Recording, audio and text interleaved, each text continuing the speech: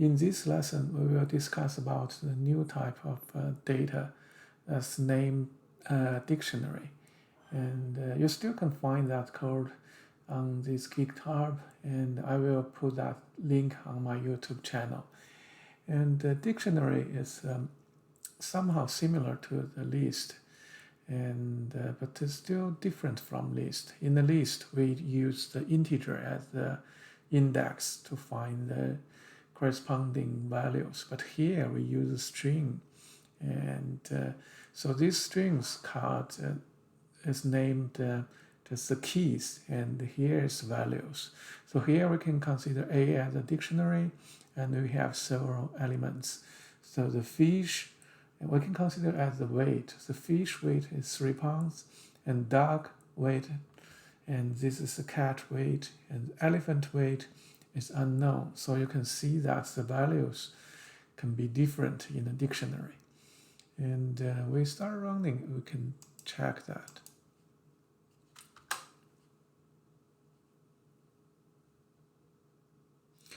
Okay, the first line is running, so we can see that here's the A value. The A value have the keys and values,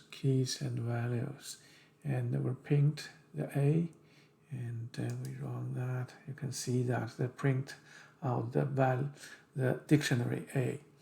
And if we want to read the dictionary, the value, we can use the index. Now, here is similar to the list. List we use integer, but here we use the key. So there's a corresponding value. So we can set up for example, we want to set up the dog weight as 50. So we can run that. You can, that's the first is the price of fish. We can find that A fish, then this is the price of fish. Then we want to set up the dog's price. We can use A dog, and we run that. You can see that dog's value changed, and so that's sometimes we want to list all the keys on one dictionary. We can use the dictionary dot keys, and we run that. We will see that keys, all the keys of this dictionary. Sometimes we also want to check the values of this dictionary.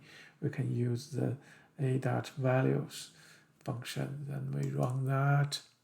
We see that this is all the values of this dictionary, and we can add a new element. For example, we want to add the monkey's weight as here, and we run that, and we got the new elements, the monkey.